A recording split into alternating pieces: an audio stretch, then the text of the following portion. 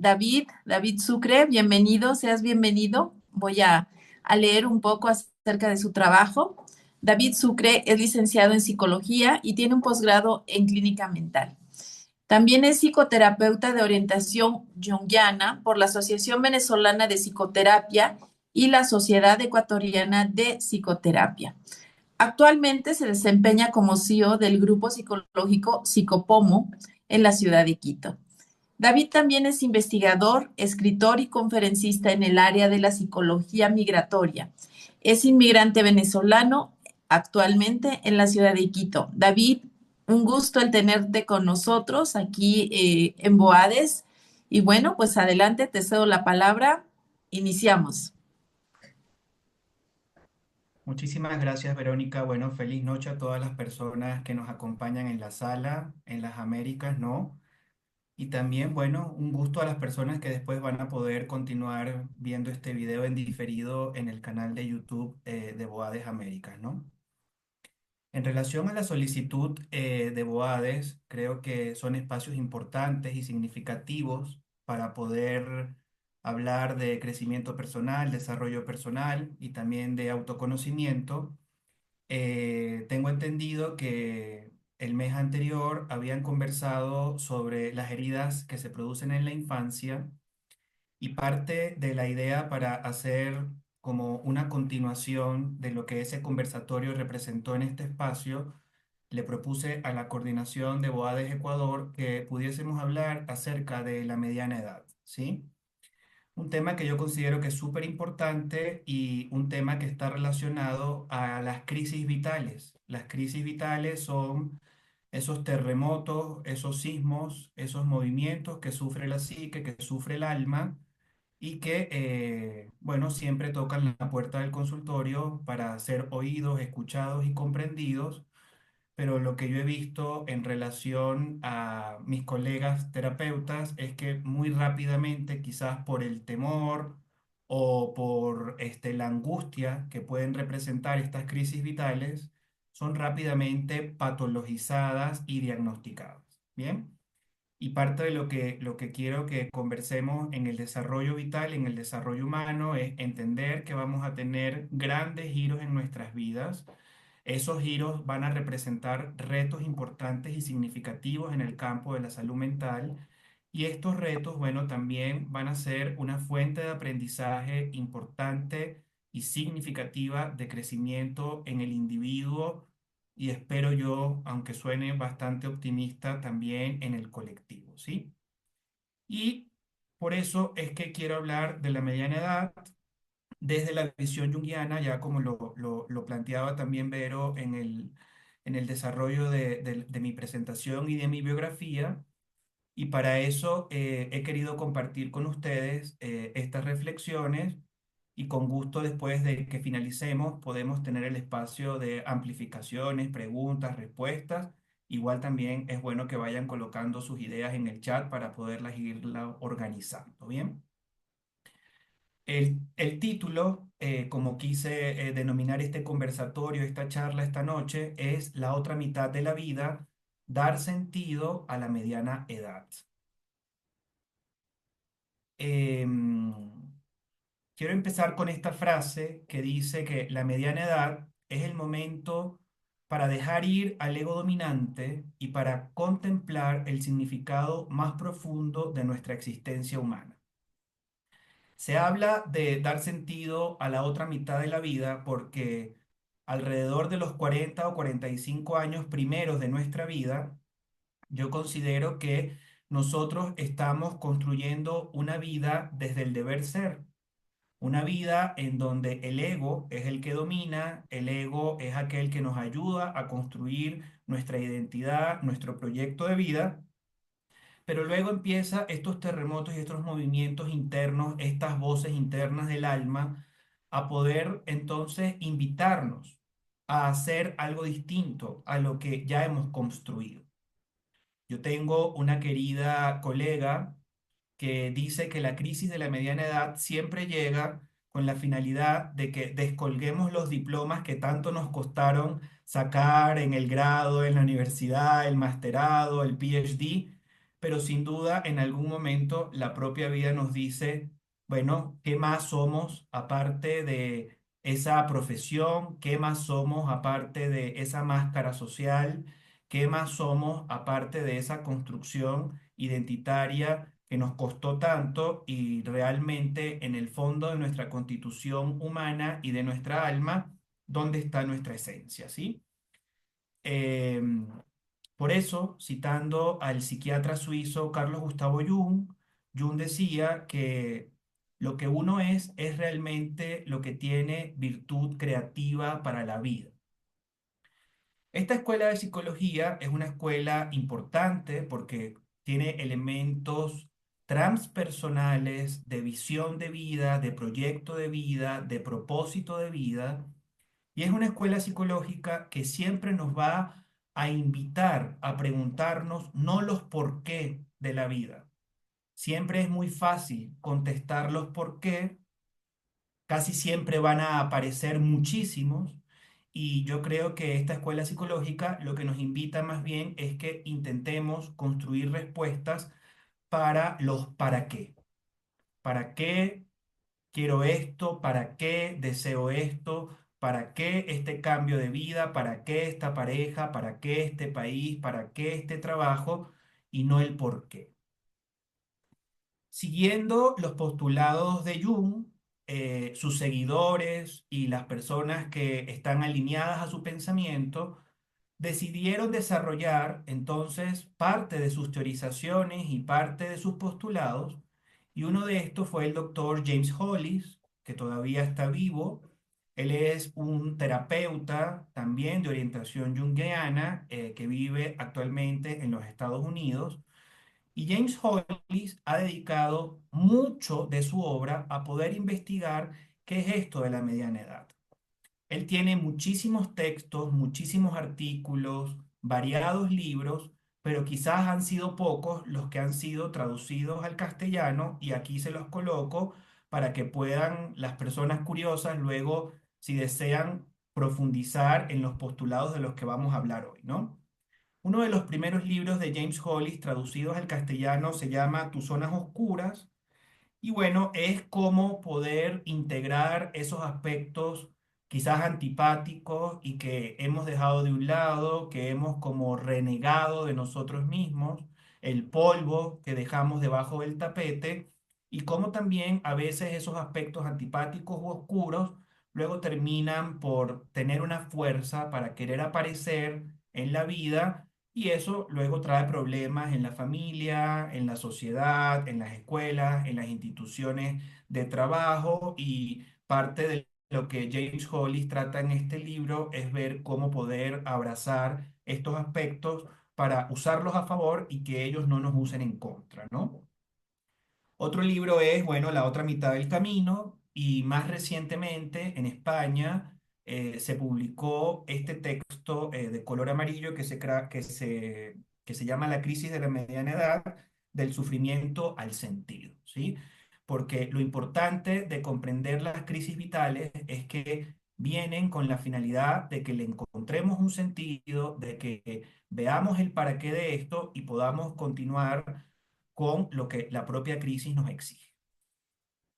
Hay una separación, una segmentación, una dicotomía en la manera y en la forma en la que nosotros nos hemos constituido como hombres occidentales, y yo creo que nos hemos alejado mucho de nuestra naturaleza humana, e inclusive de la naturaleza psicológica, de la naturaleza psíquica, y la incomprensión que a veces tenemos de eso que está dentro de nosotros, que otros paradigmas psicológicos lo denominan mente, otros lo denominan psique, algunas otras personas incluso hablan del alma, pero lo importante es como comprender y entender que esa naturaleza está mucho más ligada a la constitución de lo que realmente es un ser.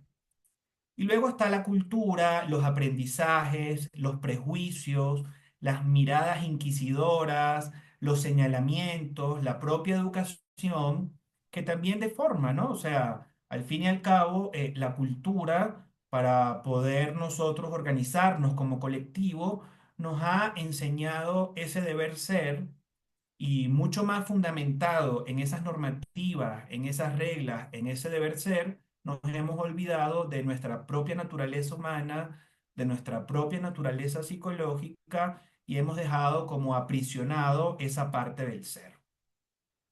Esa dicotomía, esa división genera una alteración en nuestro funcionamiento que obviamente lo vamos a ver en la manera en la que pensamos, en la manera en la que sentimos y en la manera en la que actuamos.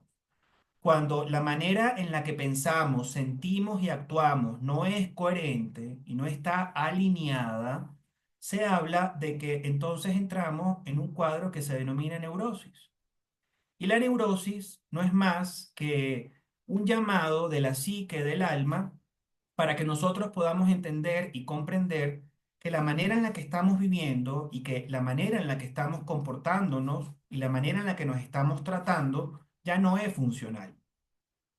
Es una forma que nos está generando un sufrimiento muy importante, un sufrimiento porque quizás las demandas del mundo nos exigen incoherentemente cosas que no van afín con lo que nosotros deseamos o queremos. Y bueno, eso lo que genera es una interrupción, una interferencia en nuestro desarrollo, en nuestro crecimiento como seres humanos, alterando nuestra capacidad de autorrealizarnos, nuestra capacidad de disfrute, nuestra capacidad para poder de alguna manera comprender, disfrutar y entregarnos al camino que hemos escogido en la constitución de nuestra vida, ¿no? Esa neurosis, ese sufrimiento, casi siempre está acompañado de síntomas de tristeza.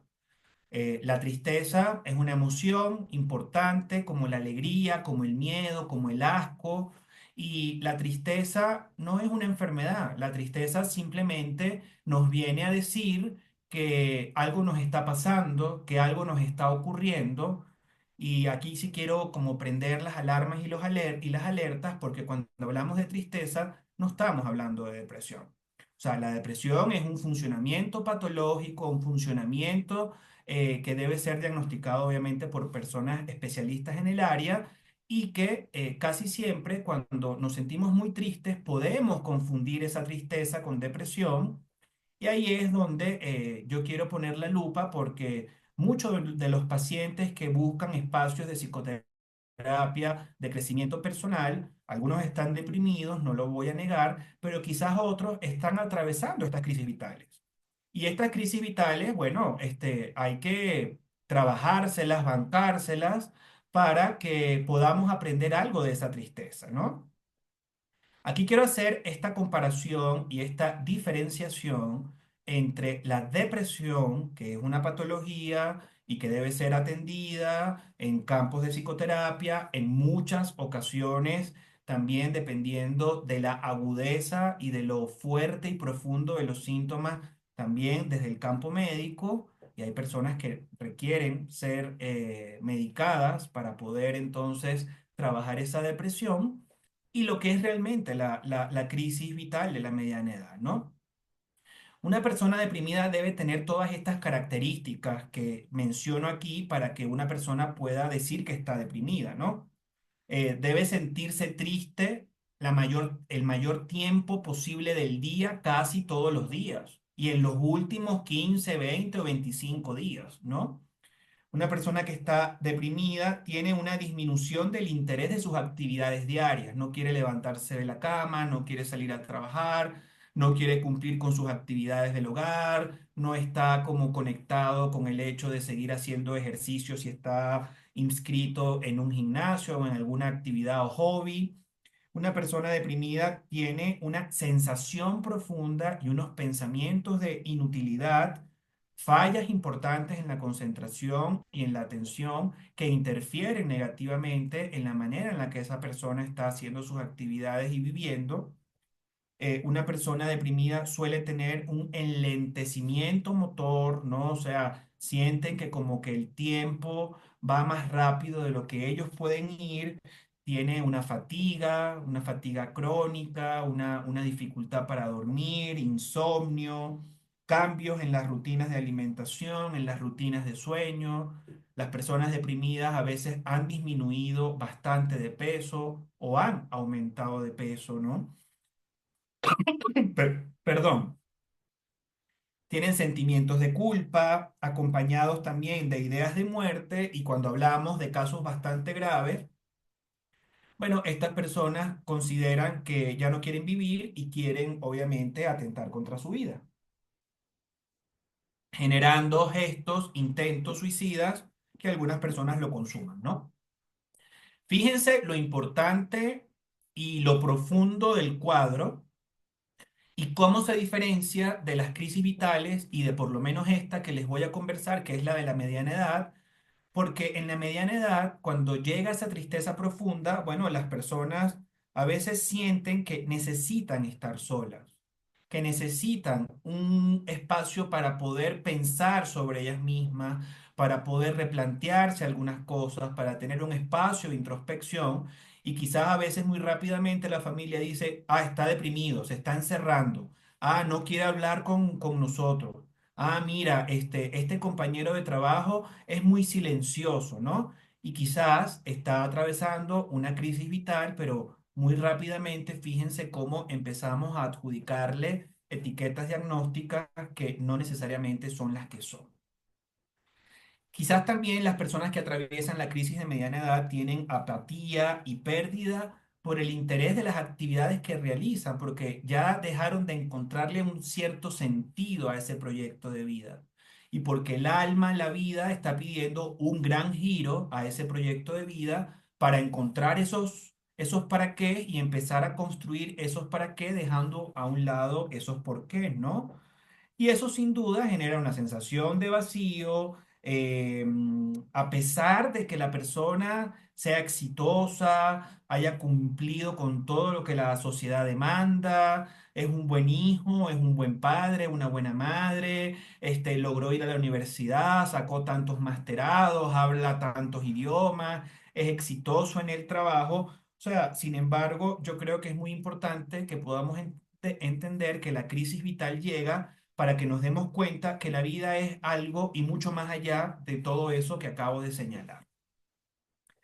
Entonces la crisis de la mediana edad viene con la finalidad de que logremos entender y comprender que debemos empezar a desarrollar una conciencia adulta madura, una conciencia responsable, en donde hacernos cargo de nuestras acciones y de sus consecuencias, pero que en el fondo, aunque la crisis de la mediana edad luego va a ser también el inicio del desarrollo de la edad madura y posterior de esa edad dorada que se llama la tercera edad, no tenemos por qué renunciar, asesinar o matar el espíritu joven, ¿sí? Hay muchas formas de madurar, de crecer, de desarrollarse e inclusive de envejecer, y no necesariamente tiene que ser en la casa, con la pijama, frente a la televisión, leyendo el periódico, porque eso es muy triste, ¿sí? Entonces parte de la crisis de la mediana edad toca la puerta con la finalidad de que podamos entender que, bueno, hay que concientizar cosas en la vida y hay que buscar un equilibrio entre esa edad madura que empieza a gestarse y cómo cultivar el espíritu joven, la fuerza del espíritu joven, con la finalidad de que me ayude y potencie e inclusive creativamente me dé herramientas para poder salir de la crisis. Esto es una crisis profundamente existencial, una crisis en donde hay cuestionamientos acerca de todo, y una crisis que se caracteriza por esos terremotos, ¿no? Que sufre la psique, que sufre la mente, que hacen que uno se cuestione la identidad que se ha construido, que hace que uno se pregunte realmente quién soy yo aparte de lo que hago. Díganme sobre todo las personas que en vida productiva luego tienen que hacer frente en la crisis vital de la jubilación. O sea, si yo me constituía en función de lo que hago y dejo de hacer lo que se supone que yo soy, entonces ¿quién soy, no?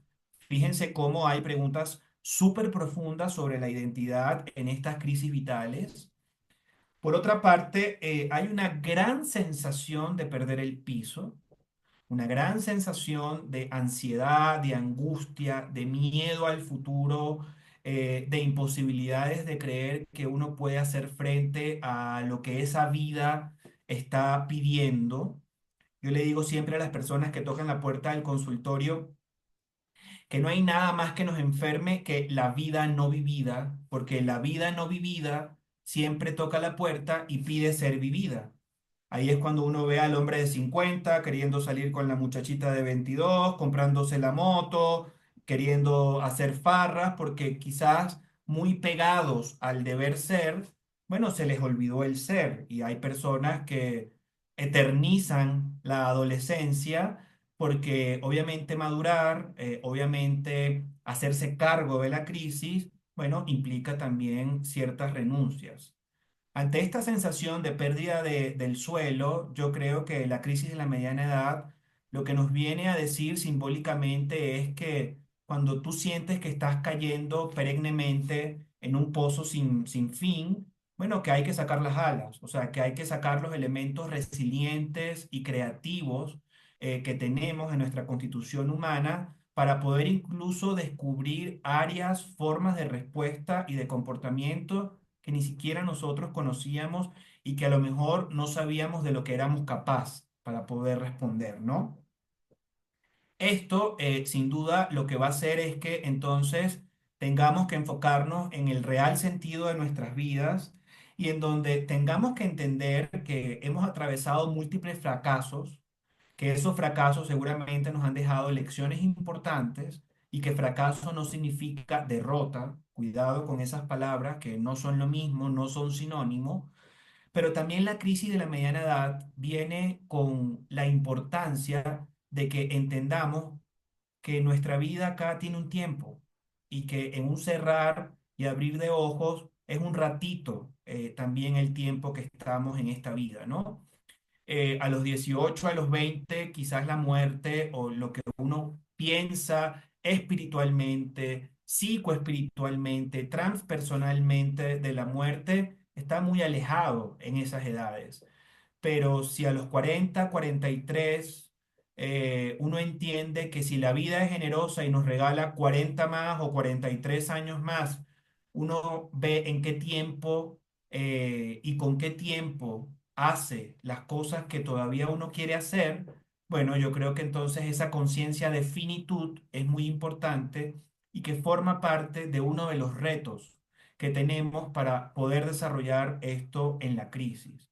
Por eso la conciencia de muerte y la conciencia de fracaso son conciencias que vienen en estas crisis vitales para que entendamos que al fin y al cabo, si tenemos asignaturas pendientes, bueno, no nos vayamos de esta vida y de este plano sin haber pasado esas asignaturas, ¿no?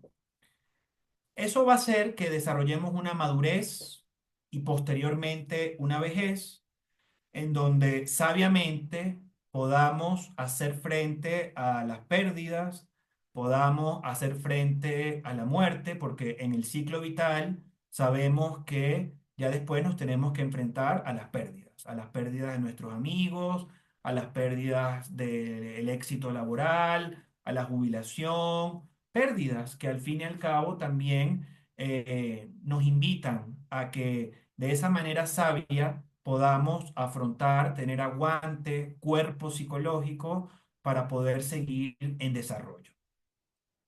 Por ello se dice que la crisis de la mediana edad es un momento en donde la vida nos exige examinar qué hemos sacrificado de nosotros en pro de la exigencia familiar, de la exigencia social, de la exigencia cultural, de ese deber ser. Es una crisis que llega con la finalidad de que intentemos desatar el nudo emocional a través de ese desarrollo de conciencia para salir de ese aspecto neurótico que nos ha tenido de una manera negativa y enfermiza, se pudiese decir, estar en el mundo sin realmente sentir que estamos, ¿sí? Entonces la crisis llega con la finalidad de invitarnos a vivir la vida que queremos construir, a asumir responsablemente las consecuencias de esa vida porque no estoy hablando de libertinaje, y a entender la libertad también que implica, ¿no? Yo tengo muchos pacientes que a veces en temas de sesión, el tema de la libertad es algo que causa muchísima angustia.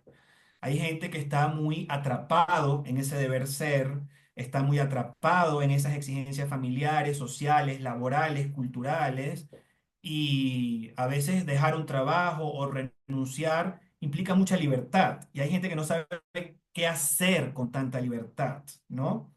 Pero bueno, la libertad también implica el hecho de construir una seguridad interior para poder demostrar que uno puede construir una vida y unos pasos mucho más maduros y mucho más coherentes con lo que uno quiere, ¿no?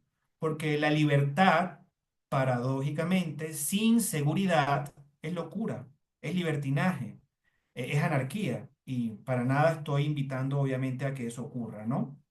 Por eso es una semilla de sanación, es un terremoto del alma que invita al ser a que realmente saque esa costra, esa segunda piel y se pueda a enfrentar al mundo de una manera asertiva, madura, coherente y consciente en donde se pueda disfrutar el ser y en donde también uno pueda tener una relación distinto con el estar, ¿no? Para estar satisfecho, agradecido, contento, enamorado, de buen humor, vivo, disponible afectivamente para los demás, para el colectivo, ¿no?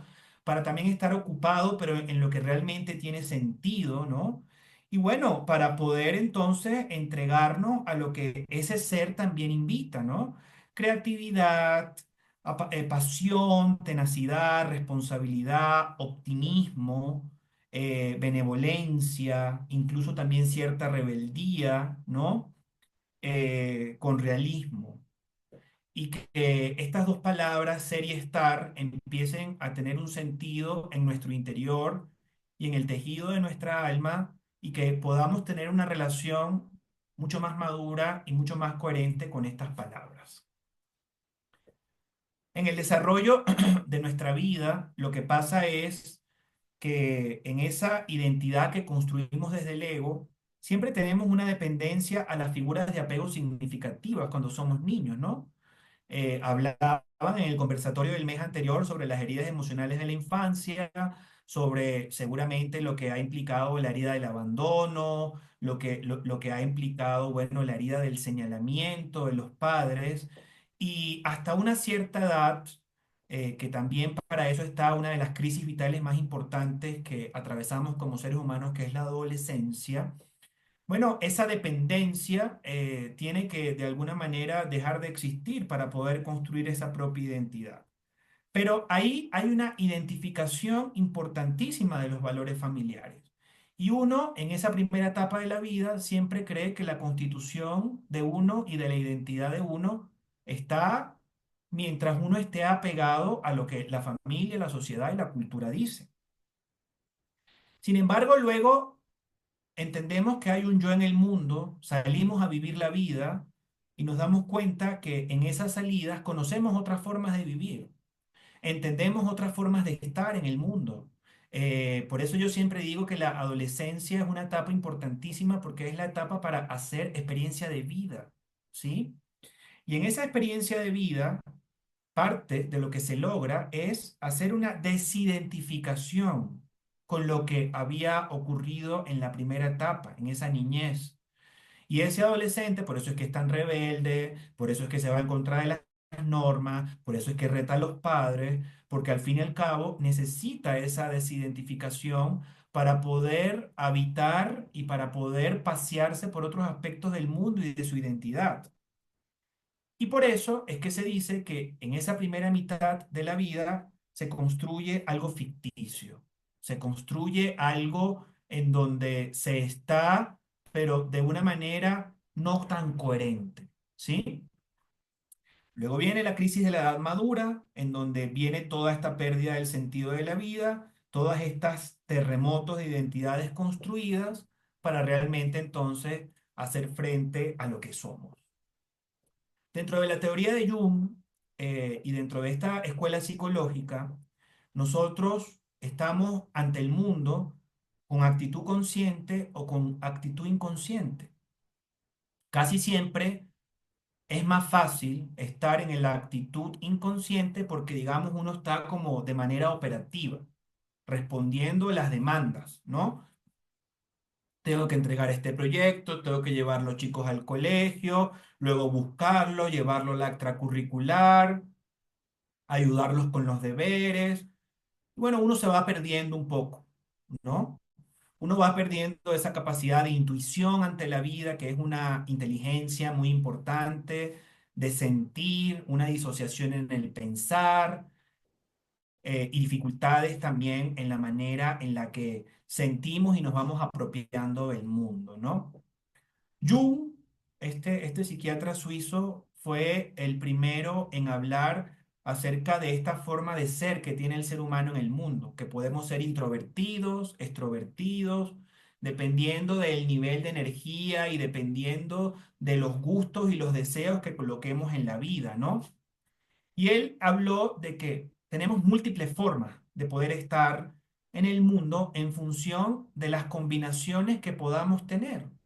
Hay gente más introvertida, más extrovertida, hay gente que piensa más, hay gente que siente más, hay gente que es más intuitiva, hay gente que no es tan intuitiva y que es más perceptiva.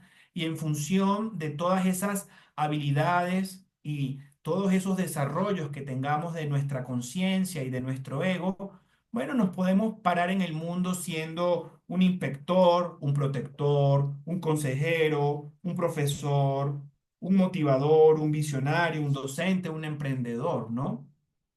No voy a puntualizar ni voy a hacer frente a todo lo que implica estas formas de estar en el mundo. Lo que sí es que yo creo que son formas más naturales y sanas. A veces se habla de personas que son muy intuitivas y que tienen ese desarrollo brujístico, por decirlo de alguna manera, pero quizás las personas que tienen más la intuición desarrollada no tienen tanto la sensación desarrollada y entonces se les tilda de déficit de atención. Son esas personas que tienen las llaves del auto en la mano y que le preguntan al esposo o a la esposa dónde están porque no están conectados con la sensación de tener las llaves de la mano en la mano, ¿no? Y entonces fácilmente lo que hablaba al inicio de la conferencia, ¿no? De la charla, ay, tu déficit de atención, ay, tu falta de concentración. Y no, es una persona que está en el mundo de una manera y teniendo la habilidad y el desarrollo de la intuición que no le permite hacer frente a esa sensación, ¿no? Hay otras personas también que quieren racionalizar todo, intelectualizar todo, entender todo y tienen quizás como función inferior ante la vida el feeling, la emocionalidad. Y son personas que entonces hay que ayudarlas a que puedan contactar con eso. Igual también hay otras personas que tienen quizás el feeling muy desarrollado y todo es una novela, una cosa dramática, una obra de teatro, ¿no? Y hay que ayudar a esas personas un poco a que equilibren esa forma de ser y de estar en el mundo, porque seguramente producen mucho sufrimiento y puedan pensar, reflexionar antes de ser tomados por las emociones, por los afectos y por los sentimientos, ¿no?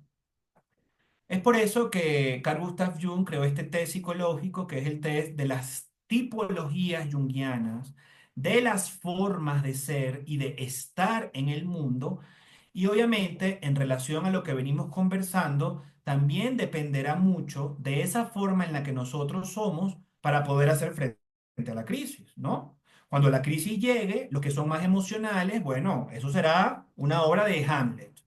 Cuando la crisis llegue, a los que son más intelectualizadores o racionalizadores, querrán leer, querrán saber qué es lo que les ocurre, ¿no? Los que son más intuitivos quizás se dejarán guiar por sus sueños, por algunas sincronicidades, por lo que la vida va diciéndoles, y habrá otros que estarán muy comprometidos y que si no logran entender lo que la crisis viene a decir, desarrollarán cuadros psicosomáticos, gastritis, problemas dermatológicos o más, mucho más gravemente, cáncer u otras patologías de mayor envergadura. Por ello, dentro de la psicología junguiana, los terapeutas que hacemos este tipo de abordaje, tenemos distintas técnicas, herramientas o arsenales para poder ayudar a las personas a que le encuentren un sentido a esta crisis de vida y para que le encuentren un sentido a ese ser que ha estado tan olvidado en esa primera etapa de la vida y que ahorita pide salir y hacer frente a lo que la vida propone. No, los terapeutas de corte dinámica siempre van a tener como herramienta principal el que se pueda dialogar entre la conciencia y los aspectos inconscientes. Los pacientes llegan a la consulta siempre con sintomatología, con esta neurosis que les comentaba, y quizás no están tan claros del conocimiento inconsciente y de todos los elementos que están poblados y que, bueno, están de alguna forma en ese espacio de nuestra psique, ¿no? Una de las formas en las que se le puede llegar a ese aspecto de nuestra psique es a través de los sueños. Por eso es que es muy importante si los pacientes cuando despiertan de un sueño o de una jornada de dormir, recuerdan lo que sueñan, que hagan sus bitácoras de sueño. Eso es un lenguaje simbólico súper importante que con ayuda, orientación y compañía el paciente desde ese lugar puede descubrir muchísimo sobre sí, ¿no? Más recientemente, dentro de las técnicas junguianas se ha implementado el trabajo con lo corporal, el cuerpo, que es el primer ego, el primer yo que nosotros desarrollamos, también a veces lo tenemos tan olvidado, lo tenemos como que tan de un lado, ¿no? Y existe la danza movimiento terapia, el movimiento auténtico, que son técnicas del campo de lo junguiano que ayudan a trabajar y a conectar también cuerpo, mente, psique. También los analistas y los terapeutas junguianos usan mucho los lenguajes simbólicos, las metáforas, la alquimia, el proceso alquímico de transformación. Hay una línea de terapeutas que usan lenguajes simbólicos como la astrología. Entonces, en función de eso, es muy importante también a veces conocer, por ejemplo, la carta natal de un paciente, porque la carta natal de un paciente nos va a implicar o nos va a decir su huella digital y nos va a decir qué es ese ser, cuáles son las habilidades que tiene y bueno, al fin y al cabo, potenciar eso. Otra técnica es la técnica de imaginación activa, una técnica que ayuda al paciente a que pueda imaginar, a que pueda de alguna forma traer a su mente, a su psique, aspectos importantes, ¿no? Y que no necesariamente sean estos aspectos tomados por la angustia, en donde nos construimos estos castillos de cristal y toda una serie de posibilidades en donde nuestra capacidad para pensar se ve alterada y eso nos hace sufrir. Otro es amplificar con mitos, leyendas, cuentos. Yo soy, por ejemplo, un terapeuta que a mis pacientes les cuenta muchas cosas de cuentos, de leyendas, ¿no? Les invito a ir al cine, luego en una sesión hablamos de la película y de lo que le pudo parecer, porque el lenguaje del cine también es un lenguaje y el lenguaje de las artes en donde hay fenómenos de lo inconsciente. Otra técnica es el trabajo expresivo con arena, con arcilla, con pintura, con arte. Se ha descubierto que las técnicas expresivas ayudan muchísimo a colocar en el afuera eso que un paciente está atravesando en el adentro, ¿no? Y por eso todas estas técnicas son importantísimas y dependiendo de la afinidad que tenga y de lo que alguna de estas técnicas convoque en los pacientes o en las personas que buscan ayuda, bueno, el terapeuta tiene todo este arsenal, todas estas posibilidades y en conjunto con su paciente, bueno, va ofreciendo alguna de ellas para poder empezar a procesar lo que la crisis viene a decir. Y otra cosa importantísima que trabajamos mucho los terapeutas de corte dinámica es la relación de trabajo que uno tiene con ese paciente, ¿no? Qué es lo que ese paciente transfiere en el terapeuta, pero también lo que el terapeuta siente y cómo el terapeuta, bueno, responde a eso que el paciente le transfirió en la relación de trabajo. Y son las dinámicas que se denominan dinámicas transferenciales y contratransferenciales. Un poco para que puedan ver esto y no quede tan teórico, les traigo una pequeña viñeta de un caso real que vamos a llamar Paulino, obviamente por los temas éticos. Y cuando buscamos lo que significa Paulino, es un pequeño con grandeza, un hombre con gran corazón.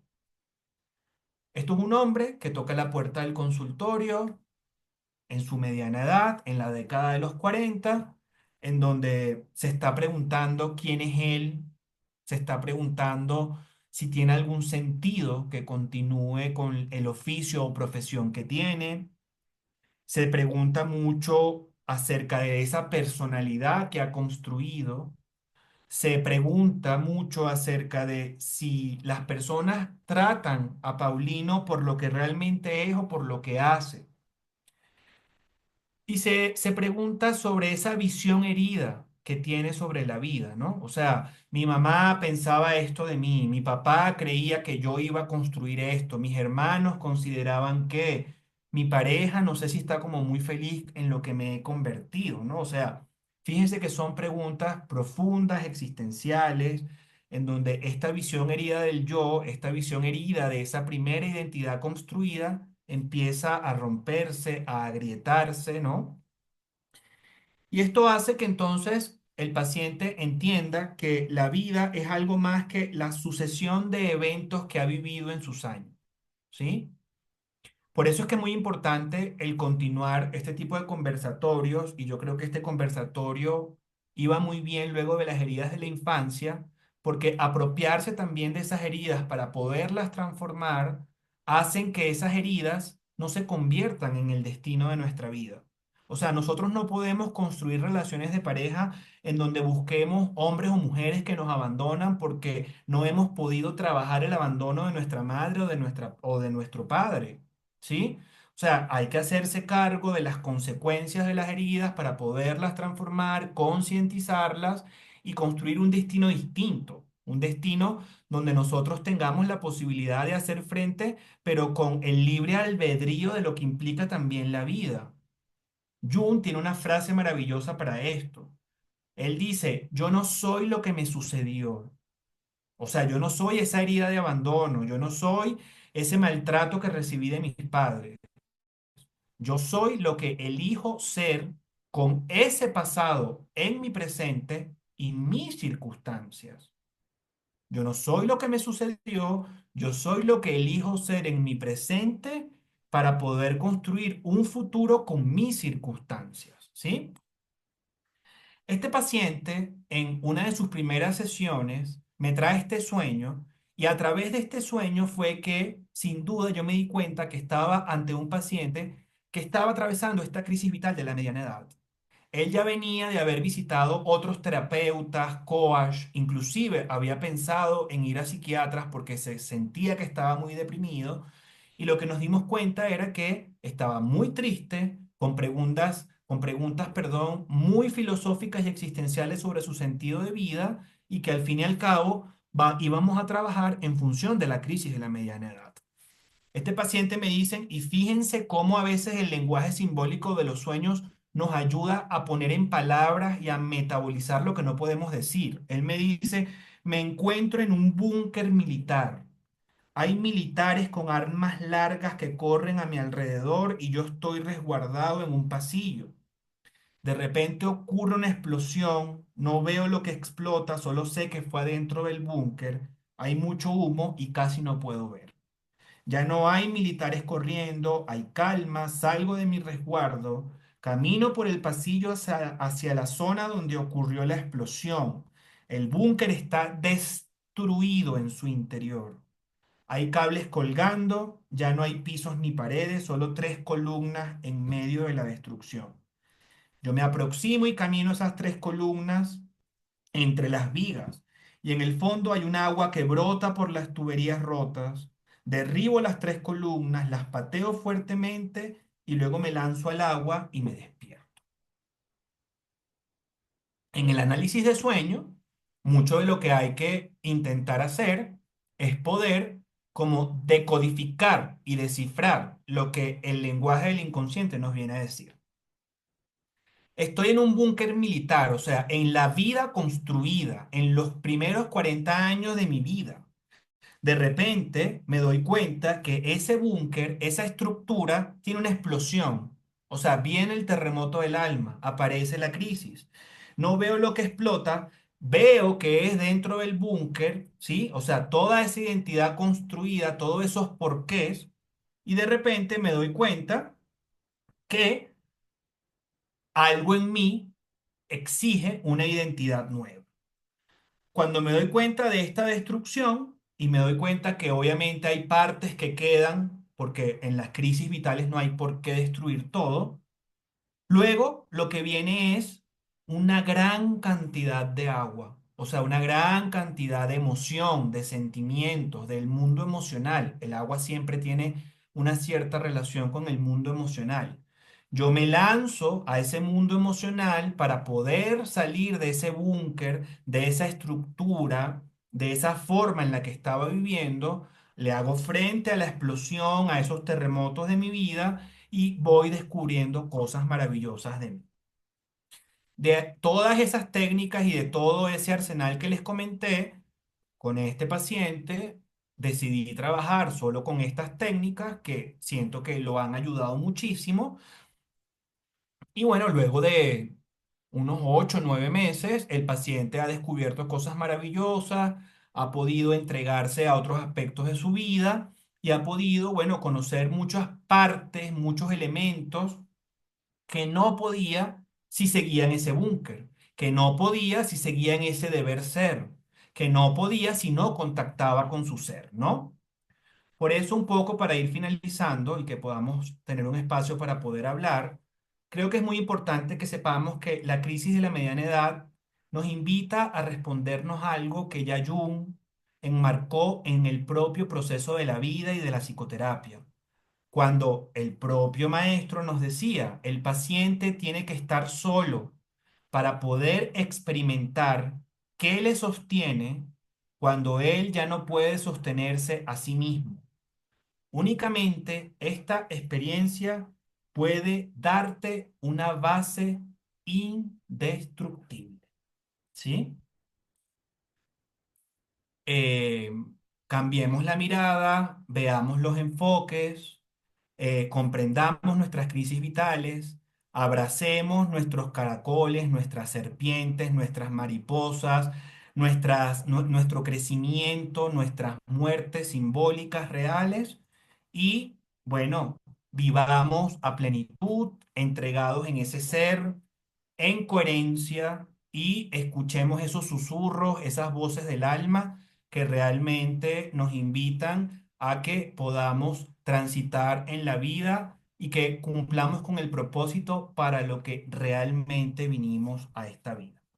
Le agradezco a Boades la posibilidad y el espacio para poder haber tenido con ustedes este pequeño espacio y ahora damos entonces entrada a las preguntas o reflexiones. Muchas gracias.